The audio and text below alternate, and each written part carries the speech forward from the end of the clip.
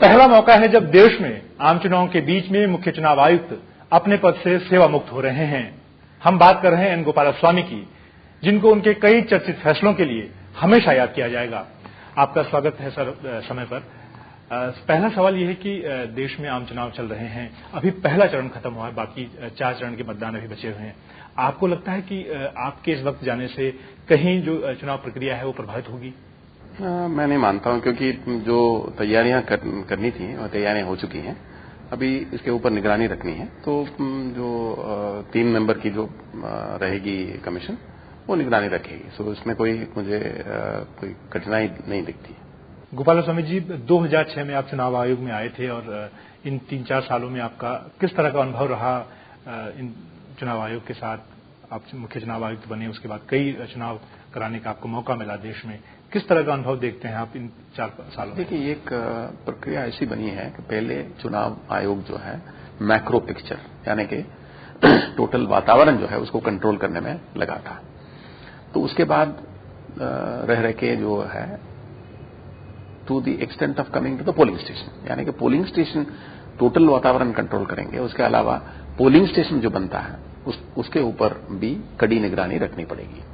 तो इसलिए बिहार के इलेक्शन के बाद हमने जो माइक्रो मैनेजमेंट की शुरुआत की, इसकी वजह से पोलिंग स्टेशन ऊपर भी हमारा कंट्रोल बढ़ गया है।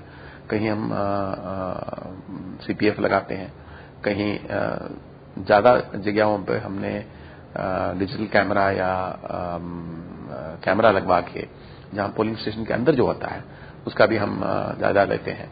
और माइक्रो ऑब्जर्वर्स की जो व्यवस्था हुई है उसकी वजह से भी वहां खास करके sensitive hyper sensitive polling station में जो अंदर जो काम होता है वो ठीक तरह से लॉफुली लीगल रिक्वायरमेंट्स के मुताबिक होता है या नहीं होता है, इसको देखने के लिए हमने माइक्रो ऑब्जर्वर डाले। ऐसा लगता है कई बार कि चुनाव आयोग सिर्फ नोटिस आयोग की तरह ही काम करता है, इस पर क्या कहना चाहेंगे?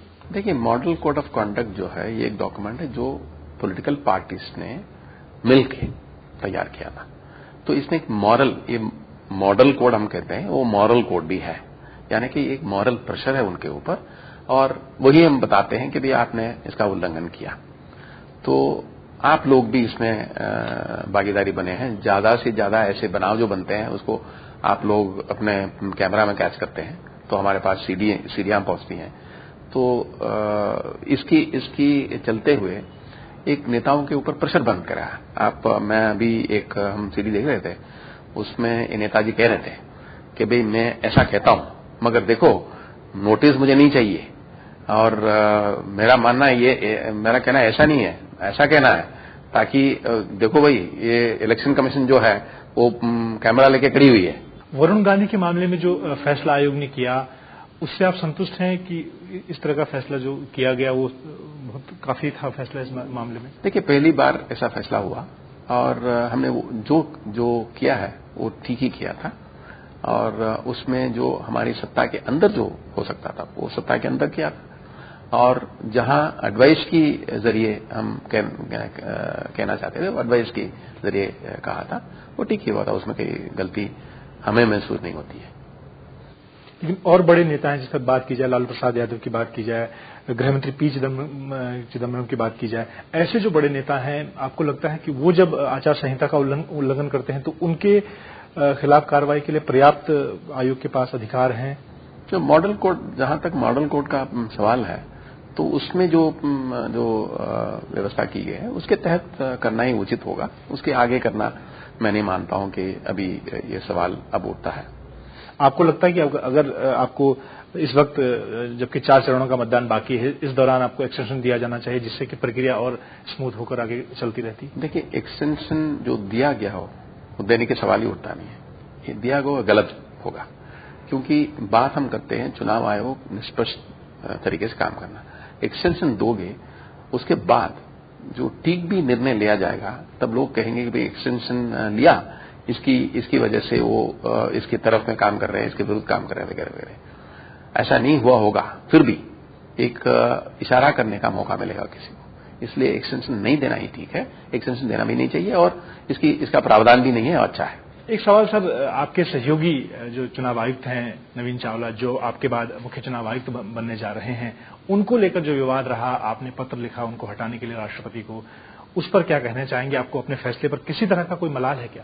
देखिए, ये इस बात पर मैं कुछ कहना नहीं चाहूंगा, क्योंकि एक संयम होना चाहिए, एक नियम ऐसा रखना चाहिए। हमने कुछ रिकमेंडेशन किया, उसके ऊपर राष्ट्रपति का फाइनल फैसला आ गया, और किसी एक सत्ता को, एक व्यक्ति को तो फाइनल सत्ता मानना चाहिए, वो यहाँ राष्ट्रपति हैं। तो इसलिए मैं उसके ऊपर आगे कुछ नहीं कहूंगा, कुछ कहना नहीं चाहता हूं, कुछ कहना भी उचित भी नहीं है। नवीन चावला जी के संबंध में जो देखने को मिला, उनकी पार्टी विशेष से, कांग्रेस से उनकी नजदीकियों की बात की गई, आपने उसी आधार पर इस मामले को राष्ट्रपति के समक्ष उठाया, तो इससे लगता है कि चुनाव आयोग की जो छवि है वो कहीं न कहीं प्रभावित हुई है? देखिए, आयोग की छवि और आयोग के अंदर के जो व्यक्ति हैं उनकी छवि अलग हो सकती है। आयोग की छवि में कुछ फर्क नहीं पड़ा है। आयोग निष्पक्ष काम करता है, उसमें कोई दो राय नहीं है, नहीं रहा है।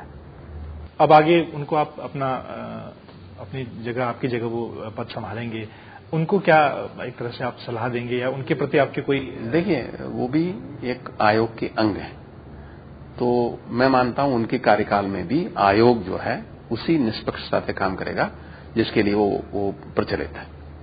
राजनीति में अपराधीकरण की बात की जाती रही है, उसको लेकर आपको लगता है कि कोई काम हो पाया आपके कार्यकाल के दौरान?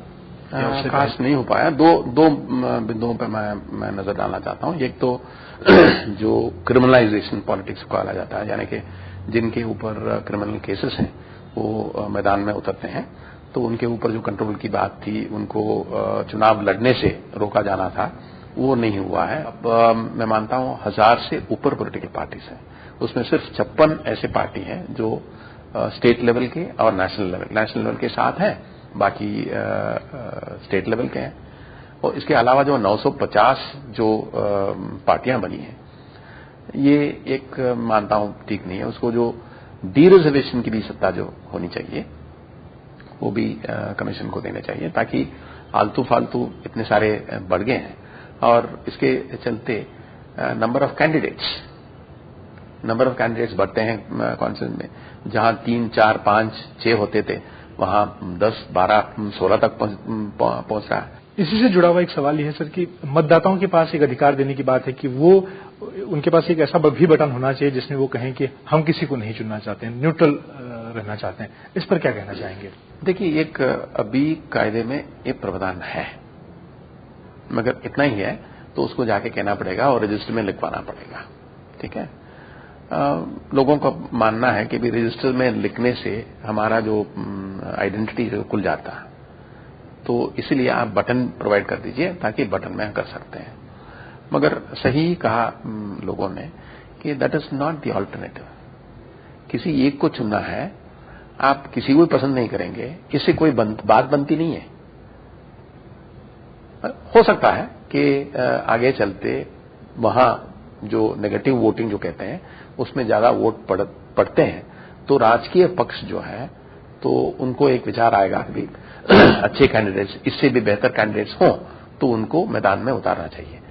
शायद वो प्रेशर जो राजकीय पक्षों के ऊपर आएगा, इसकी वजह से आ सकता है। तो उस दृष्टि से शायद वो बटन प्रोवाइड करना चाहिए। आपकी भविष्य की योजनाओं की बात की जाए, रिटायरमेंट के बाद क्या प्लानिंग है आपकी, क्या करना चाहेंगे? मैं चेन्नई रहूंगा, चेन्नई जाकर रहूंगा। और अब तो मेरा थोड़ा इंटरेस्ट है संस्कृत लिटरेचर में, थोड़ा पढ़ने का इंटरेस्ट है जो मैं कर नहीं सका। तो उसमें मैं कुछ कालिदास हो या भवभूति हो, बाणभट्ट हो, इनकी जो लिखी हुई पढ़ना चाहता हूं। तो फिर किसी एनजीओ से मैंने बात की है, तो उनके साथ भी काम करने का मौका मिलेगा। एस्ट्रोलॉजी में आपका इंटरेस्ट है? वो भी जरूर है। अपने अनुभवों को किताब का रूप भी देना चाहेंगे? किताब लिखेंगे? किताब लिखना कुछ मैं अभी तक उसके ऊपर फैसला नहीं कर पाया। एक ये भी सवाल होता है, किताब बनाओ फिर सभी के पास दौड़ो कि भाई खरीदो, ऐसा मैंने बहुत देखा है। तो किताब छप जाता है, उसके बाद सभी लाइब्रेरियों को, सभी अपने फ्रेंड्स को बताते हैं कि भाई खरीद लो। ये क्यों करें? कोई ऐसा मन में आपका अधूरा काम जिसको आप पूरा करना चाहते थे जो नहीं हो पाया चुनाव आयोग में या आपकी सेवा के दौरान? एक काम जो अधूरा रह गया है, जो अधूरा मैं नहीं कहूंगा, क्योंकि ये एक कोशिश रही है चुनाव आयोग की कि मनी पावर के ऊपर जो कंट्रोल लें, इसको कम करने की कोशिश करें। मानते हैं कि इसमें हम बहुत कामयाब नहीं निकले हैं, तो उसके ऊपर बहुत काम करना बाकी है।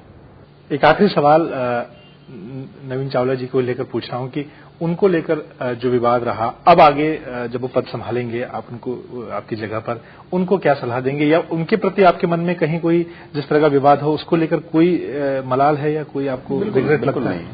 आप देखोगे उसके बाद कितने ही मीटिंग्स हमने साथ में अटेंड किए हैं, कमीशन का कामकाज भी साथ में चलता है, तो पर्सनल जो है, पर्सनल कुछ नहीं है इसमें। तो मैं मानता हूं वो भी इतने अच्छे काम करेंगे जैसे कमीशन का नाम वो भी रोशन करेंगे। इसमें क्या मुझे तो संदेह नहीं है। समय से बात करने के लिए बहुत बहुत धन्यवाद।